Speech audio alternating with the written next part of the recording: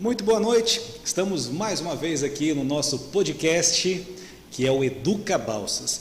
Bom, só explicando, semana passada nós não tivemos o nosso podcast por dois motivos.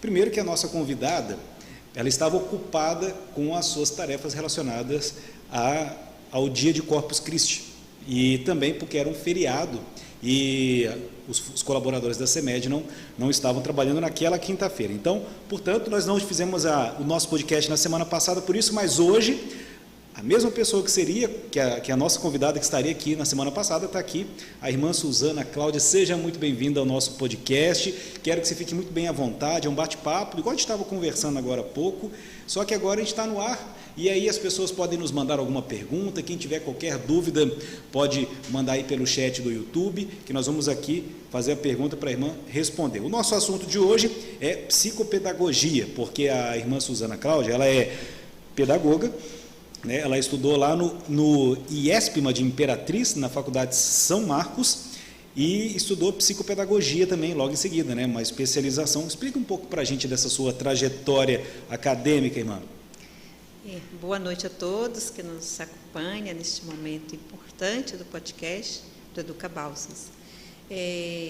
Eu estou contente de participar e de me ver assim, trabalhando convosco com muita disposição. Eu cresci em Imperatriz, né, estudei lá nas escolas do município e depois também estudei o segundo grau por lá e concluí na cidade de Caxias, Maranhão. Depois fui em missão e voltei, missão fora do país, né, em Moçambique e na Itália, e voltei depois, onde pude também concluir, fazer esta parte de formação acadêmica, né.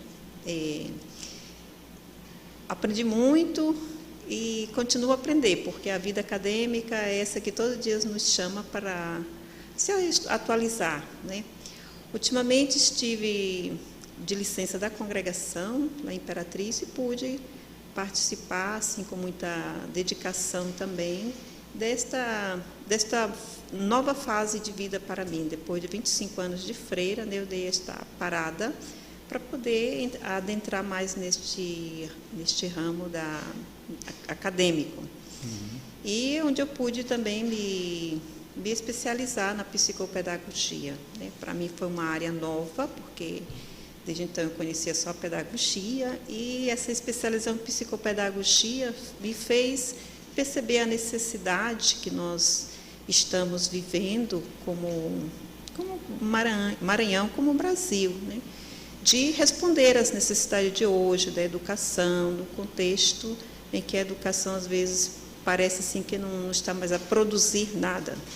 E me matriculei nesta instituição que me fez assim conhecer mais, né, a educação, né, conhecer mais a psicopedagogia e trabalhar dentro desta área que é voltada mesmo para o contato no dia a dia com as crianças com dificuldade em aprendizado. Né? Entendi. Irmã Suzana, me diz como é que foi a sua chegada na CEMED, quando que aconteceu, como é que aconteceu? Eu sei que a senhora não chegou assim do nada, né? Teve um caminho que percorreu, alguém lhe percebeu e você foi convidada. Como é que foi? Nós estávamos desde o ano passado, o segundo semestre do ano passado, nós estávamos em processo de procurar um local, nós, irmãs franciscanas missionárias de Susa, procurando um local para abrir uma nova fraternidade, nós chamamos fraternidade, que seria o convento, que antigamente dizia convento, hoje se chama a Casa das Irmãs, ou a fraternidade, ou a comunidade. Nós franciscanos usamos mais a palavra fraternidade. Uhum. Então, estávamos procurando um espaço para essa nova fraternidade com um caráter mais pastoral, que vivesse mais essa dimensão da pastoral, dos serviços nas paróquias, porque nós podemos exercer uma função dentro de uma instituição governamental ou não, e também dentro da parte da eclesiologia, dentro da igreja, né? Então, geralmente, nós aqui no Brasil estamos mais voltados para as pastorais, para as igrejas, né? Para as paróquias. E nessa busca deste local, apareceu alguns pedidos para nós. E, inclusive, foi esse aqui de Balsas, porque nós já trabalhamos tempos atrás na cidade de Sucupira, aqui do Maranhão, né? E depois as irmãs saíram, voltaram para Caxias, que é a casa-sede, e ficou sempre esse pedido de retorno da nossa presença aqui na Diocese de Balsas. E viemos com o foco de trabalhar na paróquia Nossa Senhora do Perpétuo Socorro, do qual tem um contrato de trabalho conosco. Estamos recém-chegada, com 4 meses, estamos nos adaptando ainda à realidade de Balsas, e o padre João Filho, que me convidou para vir trabalhar, viu que eu era pedagoga e psicopedagoga e me fez essa proposta de, em vez de ficar na paróquia, também me dedicar à educação, né? Eu gosto muito da educação, tive poucas oportunidades de trabalhar na educação, como eu desejava, que é mesmo estar totalmente a serviço da educação. E a congregação não me permitiu muito, mas sempre me fez as propostas pastorais, responder às necessidades da própria família, que é a congregação. E com esse convite do padre João Filho, a paróquia, e depois também ver a possibilidade de me inserir no campo da educação. Bacana. E como é que foi a sua chegada aqui na CEMED? O que você percebeu? Qual que era a tua missão? Vamos tentar explicar aqui para quem está nos assistindo. Então, a irmã Suzana chegou aqui para desenvolver esse trabalho de psicopedagoga. Qual que é a tua função aqui dentro da CEMED? Então, quando me falaram que aqui em Balsas não tinha ainda esta figura deste profissional, eu pensei ainda assim, bom, vamos começar do zero, né? Aí eu disse assim, bom, é sempre um desafio, novo é sempre um desafio, e a gente não se sente, às vezes, com total capacidade de enfrentar esse novo. Eu pensei, bom, será um desafio, mas vamos lá, vamos em frente, ver o que vai dar. Olhando esta minha presença dentro da CEMED, agora nesses poucos dias, porque são apenas dias que eu estou aqui, eu estou vendo uma presença muito significativa como psicopedagoga, porque não estamos partindo do zero, né? Já existe um bom caminho traçado, percorrido pelos profissionais da área da pedagogia, né? Os nossos professores que estão nas escolas, que já estão encarando dia a dia essas dificuldades dos alunos na aprendizagem, né? E com a aprendizagem, e as situações várias que todos os dias requer do profissional da educação uma resposta, não uma resposta logo, mas uma resposta que a gente tem que dar ao longo do prazo, porque nós não temos receitas prontas, né? Cada situação, cada caso é um motivo de reflexão, é um motivo de olharmos juntos o que vamos resolver e como vamos resolver. E, olhando esta presença, né, eu vejo muito de grande importância, de grande contribuição, né?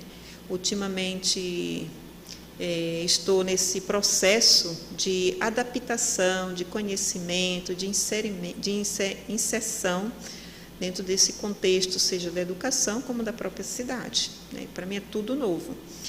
E o que eu trago muito essa abertura para caminhar junto com toda a rede municipal, com o pessoal da CEMED, né? E, graças a Deus, eu percebo muita acolhida da parte deles, muitas expectativas, muito desejo de caminharmos juntos.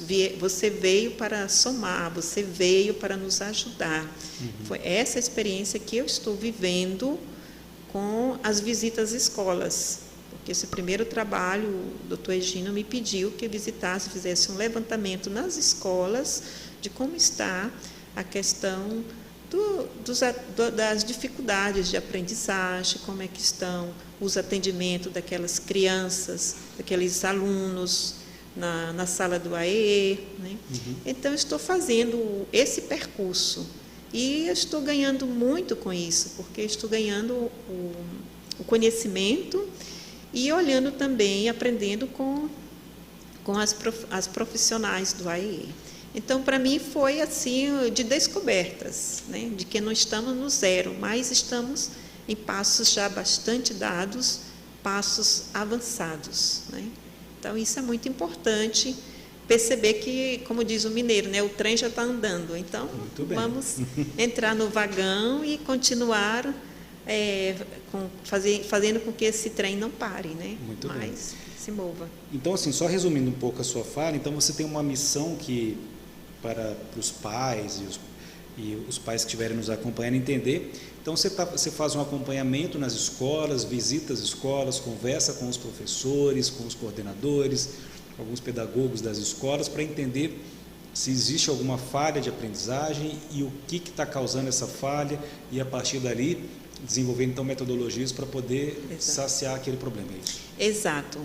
É esta a missão, o psicopedagogo institucional, porque a psicopedagogia é muito ampla, ela pode ser institucional dentro de uma escola, ela pode ser na parte clínica, que é um atendimento que vai também diagnosticar o aluno de uma forma mais pormenorizada, ela trabalha dentro da rede hospitalar, né? É amplo, né? Mas a importância do psicopedagogo num espaço desse é para juntos, né, analisarmos e vermos todo este conjunto, este olhar que a gente dá dentro da instituição, né? Chegar, ver um pouco a direção, como é que está, ver do vigia ao que está na cantina, né? De olhar todo esse processo do como se dá o dia a dia desses profissionais e que vai proporcionando, né, uma melhor aprendizagem para o nosso aluno, fazer com que este espaço, esta metodologia, este profissional, que é o professor que está diretamente em contato com o aluno, né, esteja transmitindo, esteja facilitando, esteja proporcionando condições para a aprendizagem, né? Então, temos muitos alunos com dificuldade de aprendizagem, né? Dificuldades que nos traz assim, retratos dos dia a dia, retratos da família, retrato atual da sociedade, nesse contexto de violência, de droga, de álcool, né? Então, tudo isso vai interferindo neste aprendiz, neste aprendente, que impossibilita ele também de proceder, de evoluir com as suas capacidades e habilidades na educação, né? No ano em que ele está frequentando. Deixa eu te falar. Bom, a gente estava conversando aqui agora há pouco, a psicopedagogia ela é mais recente, né? Então, você concluiu essa sua especialização no período da pandemia ou foi logo depois? Foi no período da pandemia, porque eu estava de licença em casa, depois de 25 anos de vida consagrada, eu obtive essa licença e aproveitei para me especializar, fazer algo, e comecei também, mas depois a pandemia chegou e quebrou aquele ritmo de estudo que a gente tinha, né? O ritmo normal. Então, a gente se readaptar, se ver esta modalidade, né, de estudo, né, que nos deixou assim com muitas preocupações de como melhorar, de como se aperfeiçoar mais, como estudar. Então, essa novidade que foi o estudo online, né? Verdade. E você acha que, como psicopedagoga, observando, eu comentei dessa questão da pandemia, porque eu acho que como você não estava atuando antes da pandemia como psicopedagoga, acho que não dá para fazer um comparativo, né, do aluno antes e pós-pandêmico. Mas a gente consegue ver a necessidade e a importância de um profissional da tua especialização, que é a psicopedagogia, atuando hoje nas salas de aula, principalmente depois desse contexto pandêmico, onde a gente percebe que o contexto online ele trouxe muitos benefícios, mas por outro lado a gente percebe também que as turmas se dispersaram um pouco e parece que agora a gente está tendo que ter essa missão de trazer essa garotada de novo, e mesmo assim, eu não estou dizendo que eles se afastaram, mas a gente está precisando reformular e renovar o foco do aluno agora. Como é que é a importância do psicopedagogo para desenvolver esse processo? Esse trabalho do psicopedagogo é como pegar a peça de um quebra-cabeça, né, e ir aos poucos colocando, montar esse quebra-cabeça, né, porque o contexto antes da pandemia já era difícil, né, a gente já sentia, não estava diretamente, mas nas visitas às famílias que eu fazia, já dava para entender como era. E hoje, a gente olhando, trouxe muito mais, agravou-se muito mais a situação, né, da educação. Então, é como vamos montar esse quebra-cabeça, do qual cada participante deste quebra-cabeça, né, tem ali aquela peça para colocar, né? Então, nós estamos precisando, sim, nas escolas, de um psicopedagogo, nós precisamos de um psicólogo, nós estamos precisando de um fonoaudiólogo, nós estamos precisando do pedagogo, nós estamos precisando do gestor, todos juntos para montar esse mosaico, né, para ver se tem rendimento, tem uma evolução. Então, é difícil trabalharmos neste tempo, mas não é impossível, porque o psicopedagogo tem que ter aquele olhar que olha não só o externo, mas que penetra mais no fundo, né? Que vai à causa, que vai ver a situação mesmo a fundo do que se passa, né? Então, é desafiador, como eu já disse, de olhar o contexto família, os pais que acompanham, os pais que não acompanham. Nós temos, assim, se percebe a diferença de uma família que segue a criança no seu percurso, processo educacional, educativo, faz-se presente todo dia na escola, né? Questiona o aluno quando chega em casa, e daquele que só vê a escola como um lugar de educação, tem que deixar a criança, tem que buscar e pronto, não tem mais nenhum compromisso. Então, o desafio maior está aqui, né, de envolver todos esses, a escola, a instituição, a família, né, e o próprio educando, né, o próprio aprendente. Então, é difícil, mas não é impossível, né? É um olhar que nos chama a ir muito mais além. É um olhar que deve penetrar e deve ser um olhar que nos como é que diz, nos faz, fechar os olhos para uma situação, né? Não que você vai ignorar, né? Mas você vai aprofundar com este olhar, o terceiro olhar, né? Não o primeiro olhar, que é o olhar do externo, o segundo olhar é o olhar da instituição, e o terceiro olhar é o seu olhar, que você vai ver por trás de tudo isso, o que nós temos, né? A situação, o problema X de cada aluno, né? Então, você consegue acompanhar, por exemplo, caso a caso, ou você precisa do auxílio das professoras e tudo mais? Olha, nesse exato momento estamos ainda num processo inicial, fazendo um levantamento que é para fazer um mapa da rede, seja na nível urbano como na nível rural. Essa semana eu vou concluir a visita nas famílias na área urbana. E depois, suponho que em agosto, irei à área rural.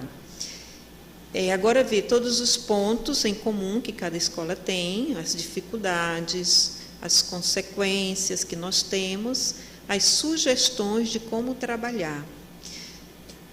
E outra coisa, esse como trabalhar que envolve muito mais profissionais, esse trabalhar que requer mais outros profissionais, outros psicopedagogos, porque eu me sinto só, né? Estou vendo que são muitas escolas, cada escola tem bastante aluno que precisa de um acompanhamento mesmo, individualizado, e não sei como vai proceder tudo isso, porque ainda estou nesse processo de elaboração, processo que vai levar ainda uns dias para sentar e organizar. Possivelmente não vou fazer só, porque eu vou precisar, e já tenho, graças a Deus, o apoio das salas do AEE, que temos bastante pessoas que estão vivendo no dia a dia o problema concreto com os alunos, né? Com atendimento individualizado,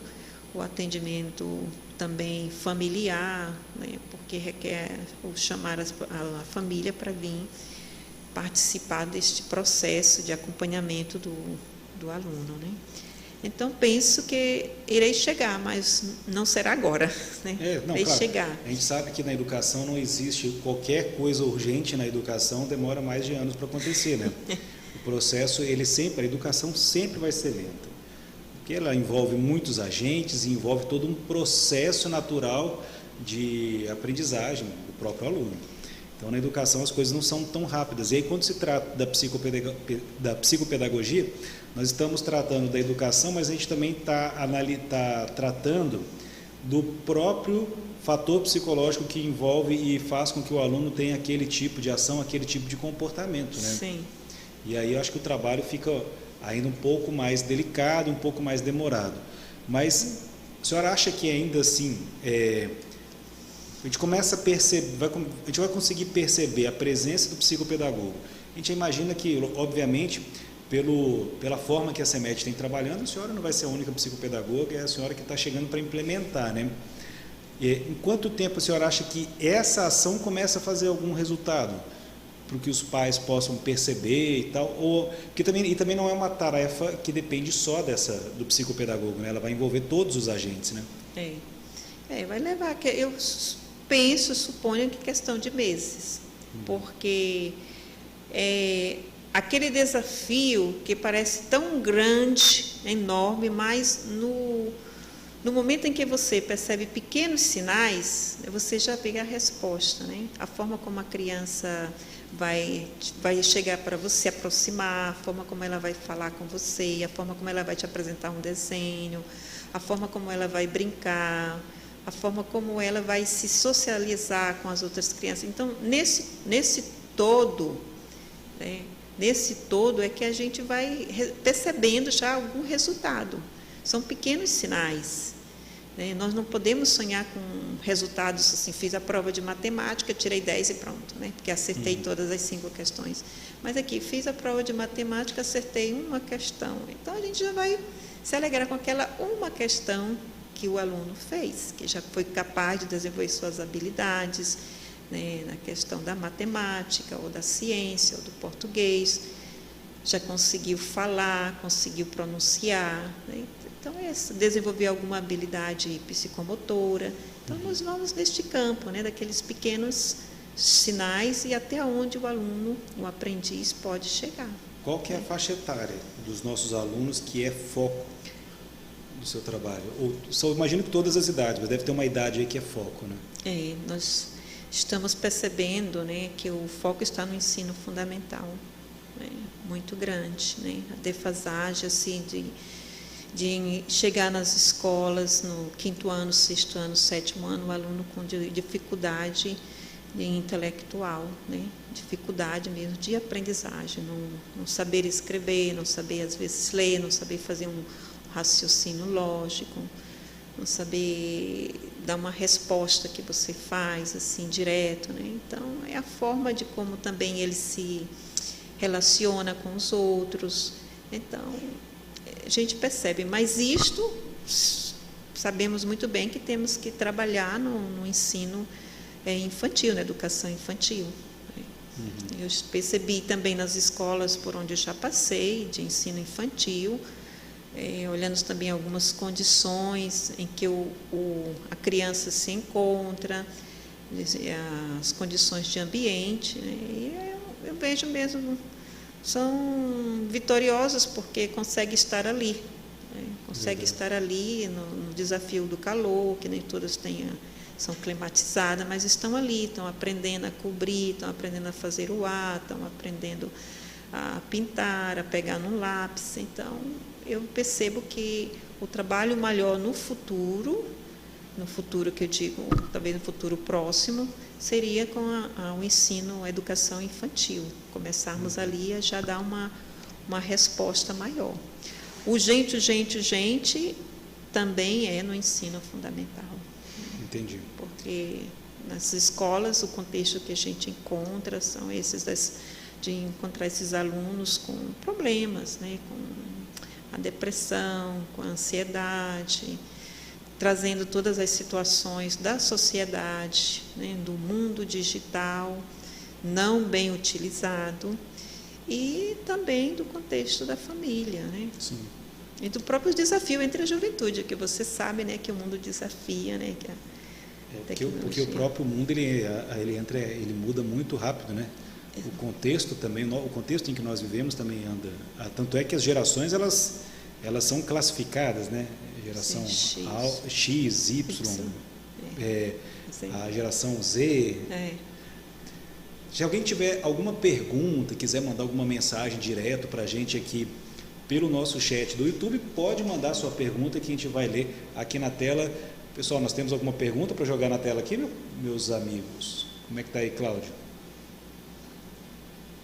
Ele está preparando ali, que ele joga aqui nessa tela aqui, mano. Daqui a pouquinho ele coloca uma pergunta aqui para a gente poder responder. Enquanto isso, eu queria aproveitar, a senhora falou que teve em missão na África, né? Ah, sim. Moçambique? Moçambique, eu estive alguns anos. Qual que era a sua missão lá? Em Moçambique, como eu já disse, a primeira resposta que damos é as necessidades da igreja. E aquele período, que foi, as irmãs foram em 96 para Moçambique, e foi me pedido de trabalhar com as crianças, com os adolescentes, a nível de paróquia. Depois, a forma como a igreja moçambicana é uma igreja que tem muitos espaços, então nós tivemos a possibilidade de entrar na área da educação. Eu trabalhei com a área da geografia no 7º ano, e essa foi uma experiência muito positiva, um contexto diferente do qual eu não sabia a língua, porque tem os dialetos locais. Lá qual é o idioma que fala? Falo português como primeira língua, como a língua, a colonização portuguesa. Depois, cada estados, que eles chamam de províncias, falam 2 ou 3 dialetos, né? E o desafio era que o dialeto se fala em casa e fora de casa, na escola, o português. Então, você ensinava um aluno em português, mas na hora que ele colocava o pé fora da escola, falava em língua. Então, e a senhora conseguiu aprender desafio, mas eu consegui. Bom, no princípio, no primeiro ano que eu não me inseri na escola, eu tentei aprender o Xitsua e o Bitonga. Mas depois, indo para a escola, já me limitei com a educação mesmo na língua portuguesa, né?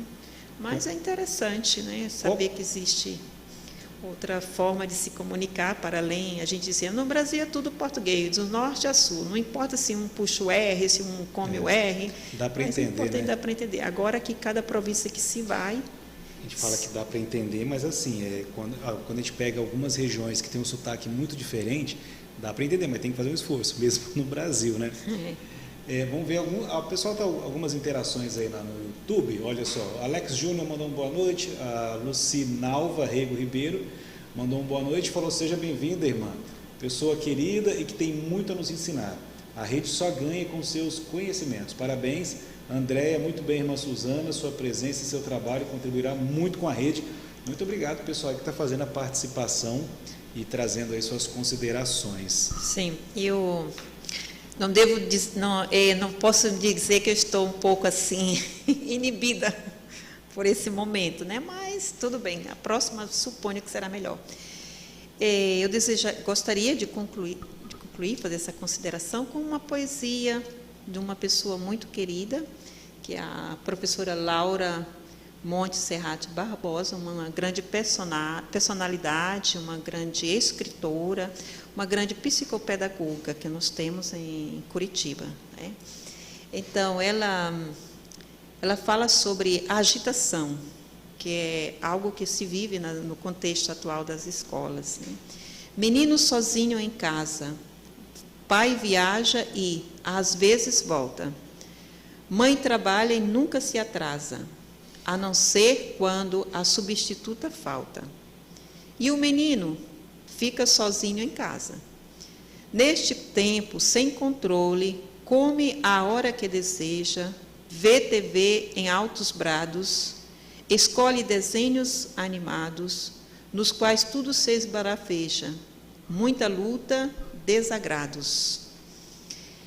Bem e mal a disputar o poder sobre a bandeja. E o menino vê. Com seu controle remoto, viaja entre os canais. Quanto mais luta e matança, mais ventania e terremoto, mais se interessa a criança. O menino é convidado, todo momento, a mudar o foco, o seu pensamento, entusiasmado. Descentra, voa, troca. Sua cabeça vira um balaio, seus sentimentos um raio, bailado de focos ao vento. Rapidez, movimento, agitação. Sem simbolizar este ensaio, leva para a vida esta lição. Na escola, não senta, chuta tudo para o alto. Não concentra na leitura, fica sempre em sobressalto. Cutuca o amigo, derruba o caderno e tantos castigos. A vida vira um inferno. Fulano pare, fulano quieto. Fulano sente, fulano saia. Para de atormentar as meninas. Aqui é escola e não praia. Será que acalmá-lo é possível? Espantar esta poeira, esta neblina? Talvez o médico consiga com a pequena Ritalina. Então, é um poema que tem muito a nos dizer, né? Fala do tanto de distração que nossos jovens têm hoje em dia, né? É o desafio de ser esse promotor. Eu acho que esse poema ele deve ter mais de 10 anos que ele foi escrito, né? Tem vários Porque anos. se fosse hoje, eu trocaria o controle remoto pelo celular. É, verdade. Tem vários anos, mas ainda tem muito a nos dizer, nos ensinar, né? Nossa missão de se atualizar no sentido de se preparar para esses desafios que a educação, a sala de aula, todos os dias comporta. Como é que, voltando um pouquinho, irmã, lá para Moçambique, a senhora consegue fazer uma distinção, classificar o que mais diferencia a educação lá com a nossa aqui no Brasil, principalmente aqui no Maranhão? A primeira coisa é um choque, quando a gente chega, que vê o sistema de educação moçambicana. Né? É aquele sistema que não vou dizer com aquelas orientações rígidas de bastante conteúdo, como o sistema português, né? Bem estruturado e tudo. Mas, ao mesmo tempo, tem bastante professores preparados. E o que choca, como eu dizia, o primeiro choque é a modalidade como a prática se dá no dia a dia. Ainda como modos antigas, nossa, no Brasil, no tempo da palmatória. Né? Professor assim. Que não bate não é um bom professor. Lá até hoje? Até hoje. Né? Então, quando eu cheguei lá, o desafio, e até hoje ainda, era de olhar aquelas crianças sentadas no chão, né? Chegavam cedo para disputar quem pegaria a pedra, porque lá onde nós moramos, em Inhambane, tem muita areia, né? É um litoral muito bonito. Então, a pedra é coisa rara. Então, procurava uma pedra, ou as pedras que existiam ali, para poder sentar, ser a cadeira, ser o banco. E escreve-se nas pernas. Né? É mesmo? Tem muitas cidades ainda que é assim. As cidades já que estão em desenvolvimento, tem as escolas com as carteiras, tudo bem mais equipado, mais ou menos. Né? E o primeiro choque foi esse, de ver ainda a educação no tempo da palmatória. Né? Então, eu tinha muita briga, assim, luta discordância com eles, no sentido de que eu não admitia, nas salas que eu era diretora de turma, deles bater esses alunos. Né? O conteúdo em si, o programa em si, como currículo, é muito bom, muito mais avançado do que o nosso no Brasil. É né? mesmo? Porque é aquele conteúdo mesmo bem, com a grade curricular bem mesmo preparada e espelhada no regime português, porque os portugueses saíram de lá em 75, 74, 73, 74. Em 75 teve a independência, se não me falha a memória, que é de datas assim, não. Uhum. E ao mesmo tempo a dificuldade deles aprenderem de forma de decorar, né? Repetição. Na educação infantil vai muita repetição. O que é isto? Isto é uma casa, é uma casa, é uma casa, isto é uma bola. Um mês você fica ali escutando essa repetição. Caramba. Né? E depois a dificuldade também de quando eles aprendem na escola, a alfabetização, mas depois da saída da escola em casa fala-se a língua, né? Então, né? Eles têm um ano a mais do que nós, né? Eles têm até a 12ª classe, né? Depois dali tem um grande desafio, que é enfrentar uma universidade que não tem universidades. Então, né? Tem um processo seletivo também. Tem um processo seletivo.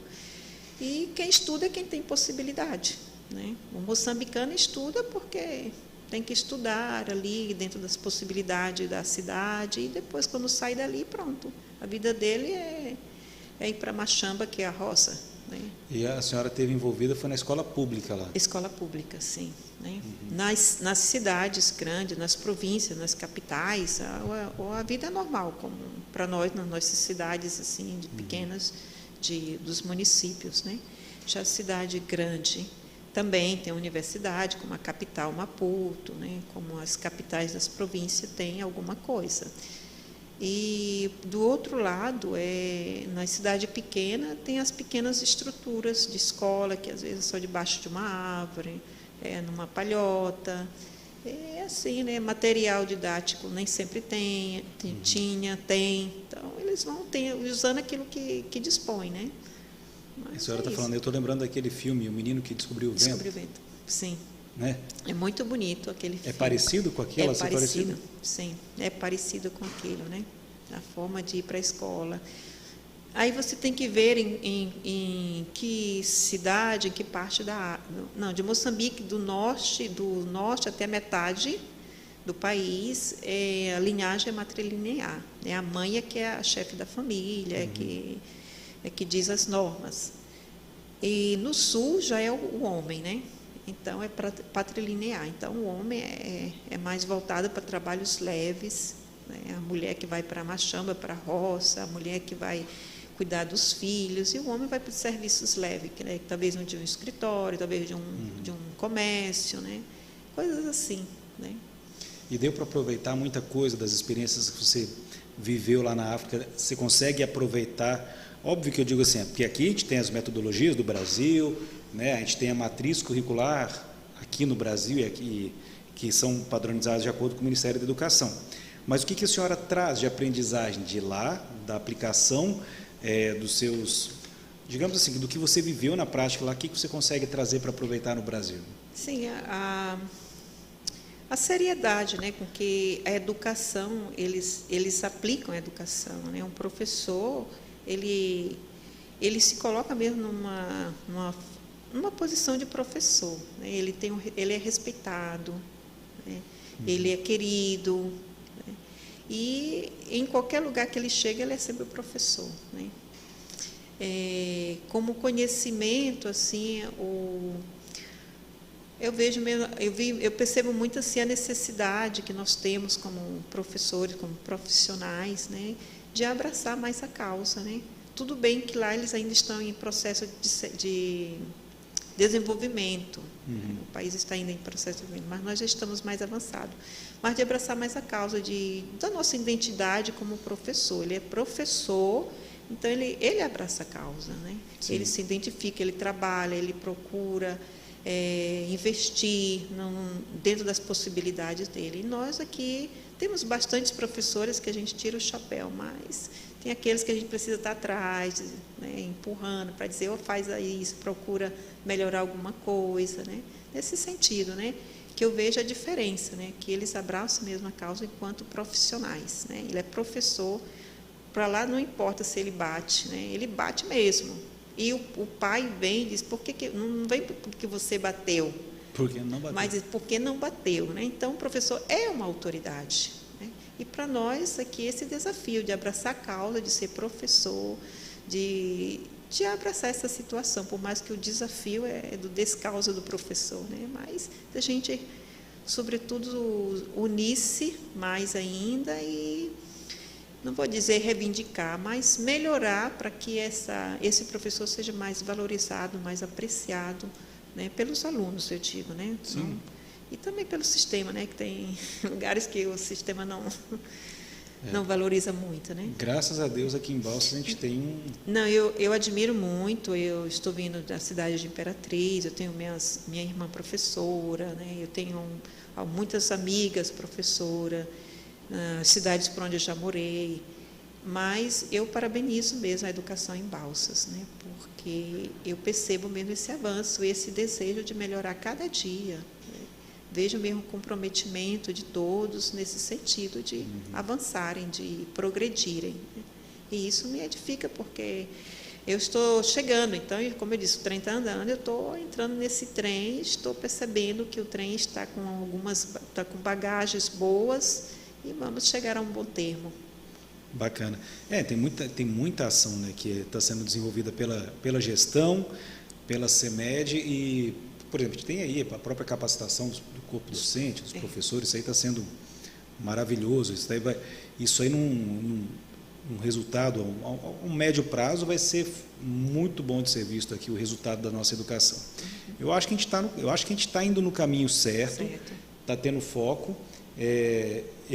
Que você comentou sobre a classe em si dos professores, eu percebo que nesse momento a gente tem muito mais união na classe, tem muito mais que se unir. Sim. Eu acho que tem mais união e eu acho que os propósitos estão centralizando, estão todos eles afunilando para o mesmo propósito. A senhora consegue perceber isso? Eu percebo, né? Porque uma das perguntas que eu fiz durante a visita para esse levantamento é como vai o processo, né? Quais são as vertentes, o que nos ajuda, né, nesse trabalho, a desenvolver o nosso trabalho com qualidade, o que está fluindo como trabalho, né? Contribuindo para esse andamento, né? Então, eu percebo pela forma como o professor se expressa, né, eu fiz também muito essa leitura assim, de expressão do professor, que ele se sente contente de fazer aquele trabalho, de estar naquela instituição e ver que há essa integração muito, muito bonita, né, boa, né, nas escolas por onde eu passei, né? Tudo bem que tem uma ou duas que precisa ir melhorar, não que não haja, mas que precisa melhorar, né? Talvez um esforcinho a mais, né? Então, eu percebi isso, né? Essa interação positiva. E isso tem muito a nos dizer porque está tendo uma aplicação, uma valorização do profissional, e isso a gente já tem um retorno, né?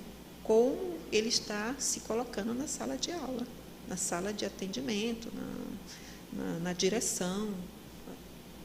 Isso é gratificante ver o seu reconhecimento, porque você está aqui você está há pouco tempo, né, envolvida, mas já consegue perceber isso também, porque você, por mais que seja pouco tempo, mas está bem inserida, né? A senhora está bem, digamos assim, envolvida em todo o processo, não tem como não estar, né? Eu acho que nós estamos indo para um caminho muito bom. A gente estava falando aqui agora há pouco, um dos motivos também que fez a senhora se envolver foi o tema, né? Fala com sabedoria e ensina com amor. A gente estava falando fala um pouco sobre esse tema para a gente. Ah, sim. Este ano, a igreja no Brasil, é uma prática que a igreja do Brasil tem, e isso, nós que somos católicos, sentimos muita falta quando a gente sai do Brasil, que chega no outro país, pensa que é como aqui, tudo igual no Brasil, mas não, graças a Deus, que não é. Mas no período da Quaresma, todo ano a igreja propõe um tema de reflexão, a questão social, é uma questão eclesiástica, e quando é uma questão social, tem alguns temas que envolvem várias igrejas, que nós chamamos de um tema ecumênico, que envolve várias igrejas. Algumas igrejas que se interessam por defender a causa, abraça, né? Entra neste conselho das igrejas cristãs. E este ano o tema da campanha da fraternidade é Fraternidade e Educação, né? Fala com sabedoria e ensina com amor. Então, o meu primeiro contato com nessa campanha foi na escola, lá no Mato da Vaca, né? Eu fui duas vezes lá para falar um pouco sobre a campanha da fraternidade. Quando a senhora foi lá, já estava trabalhando no CEMED? Ainda não? Foi no mês de fevereiro. Sim. Não, de março, que eu cheguei aliás, cheguei em março, assim, foi no final de março. Não, de abril, sim, março, abril, por aí. E este tema nos traz, assim, este cuidado, este despertar, esse nos fazer com que a gente, nos chama a atenção para a questão da educação no Brasil, né? Um problema que afeta todos nós, que atinge todos nós. Se a educação vai mal, né, então toda a sociedade está comprometida. Né? Então, nos chama para essa participação, para rever as nossas ações como educadores, como professores, como profissionais, a olhar o exemplo de Jesus, que tem aquela sabedoria, aquela pedagogia, aquele jeito próprio de ensinar, de promover. Porque, no fundo, a educação é uma promoção. Né? Então, saber promover a criança, o adolescente, o jovem. E este é um tema ecumênico porque envolveu mesmo, várias igrejas estão envolvendo.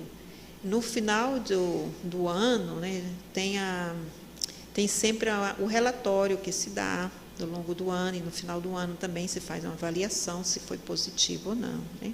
Mas acredito que é muito positiva porque traz uma realidade nossa, né? Sobretudo neste contexto de escola, né? As violências contra os professores, né? A violência entre os próprios estudantes, o sistema brasileiro que às vezes não defende a questão educação, mas está tentando retroceder. Então, tudo isso faz com que seja uma questão social e eclesial, porque a igreja, né, vem nos ajudar a viver a nossa dimensão espiritual, a nos ligar com a realidade celeste, né, a nossa ligação com Deus. Né? Nós somos corpo, espírito, e esse corpo e espírito tem que estar em comunhão, é completo. Em equilíbrio também. É equilíbrio. Né? Então, quando falta um, não podemos falar de Deus quando não estamos com a barriga seca. Né? Não podemos aprender quando há fome, né? Quando há um desequilíbrio muito forte na família, quando não há estruturação familiar, quando não há todas essas questões que a gente sabe. Né? Então, a sociedade só vai bem quando a educação também vai bem. Verdade. Né? E se a educação vai bem, a gente também tem como se educar e crescer mais na dimensão espiritual, né? De viver a nossa vida com Deus. Né? Maravilha. Olha, irmã, nós estamos aqui já quase 1 hora no nosso bate-papo. Eu acho que a gente trouxe bastante informação, né? Eu queria deixar assim, a senhora agora à vontade. Nós não temos tempo limite, nosso podcast é bem tranquilo, porque assim, eu vim conduzindo a conversa, mas eu gostaria que a senhora trouxesse também informação que você tem desejo de trazer para os nossos professores, para os nossos alunos, para os pais, os alunos, todos que nos acompanham nesse podcast. Que a gente tem uma turma que nos acompanha ao vivo, mas também como fica salvo no canal do YouTube, né? Então as pessoas podem acompanhar. E eu sei que você tem assim um anseio de deixar uma mensagem. Então, o que eu gostaria de deixar como mensagem é este olhar de esperança para a construção. Nós somos seres em construção. Todos os dias somos chamados a nos construir, colocar um tijolo a mais. E é isso que eu desejo que aconteça entre nós aqui na rede de Balsas. Né?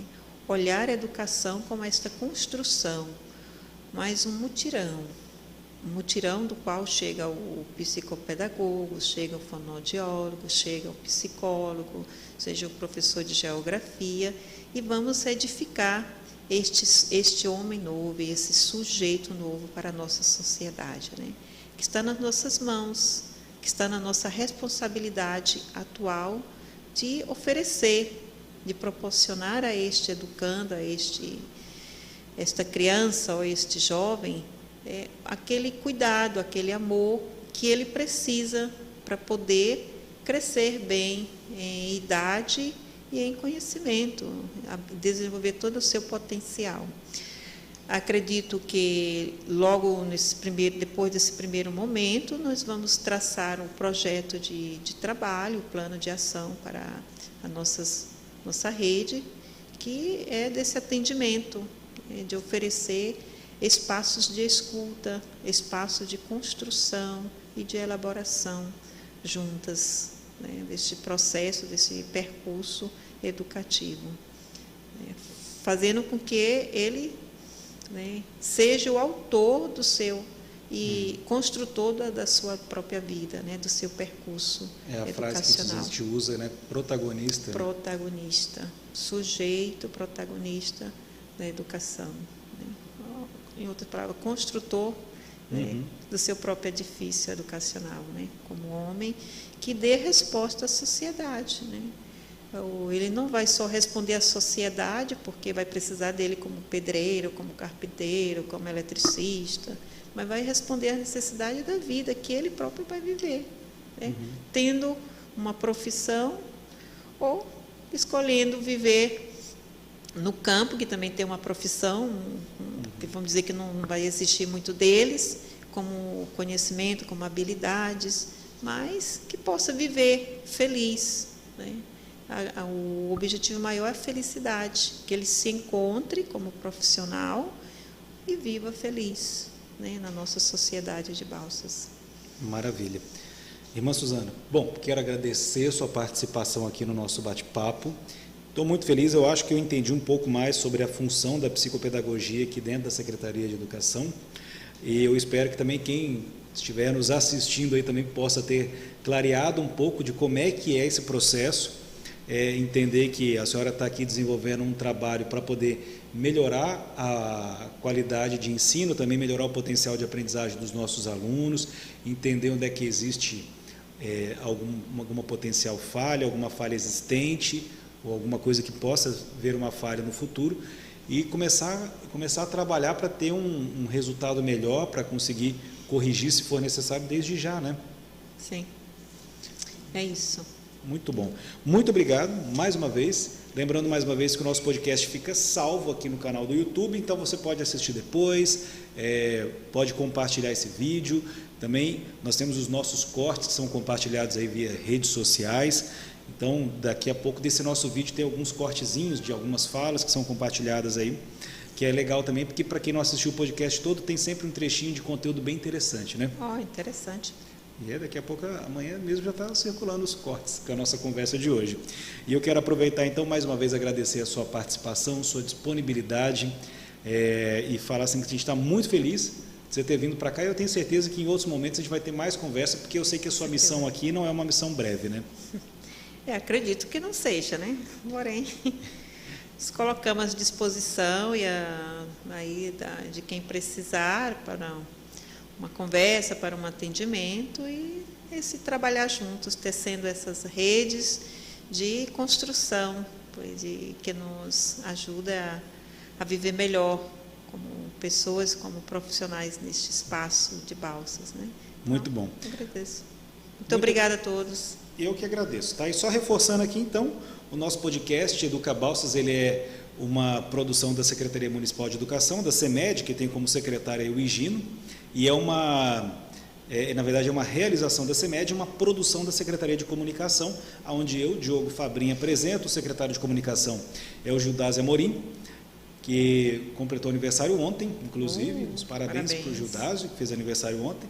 E aqui nós temos ali na parte técnica o Natan, no switcher também, o Cláudio nos letterings, tem o Kainan também que está dando suporte para a gente, o Jefferson. É uma equipe grande para esse podcast acontecer, por isso que eu faço questão de mencionar o nome dessa galera aí e agradecer a cada um deles pelo empenho de estar sempre aqui toda quinta-feira nesse nosso encontro, nesse nosso bate-papo. E mais uma vez, irmã, muito obrigado por você ter vindo, e pode ter certeza que aqui as portas do podcast também estão sempre abertas. Se surgir um novo assunto, uma nova necessidade de trazer informação aqui, a gente está de portas abertas, fique sempre à vontade, tá bom? Tá bom, muito obrigada a todos e bom trabalho. Muito obrigado, pessoal. Até o nosso próximo podcast. Um abraço a todos, viu?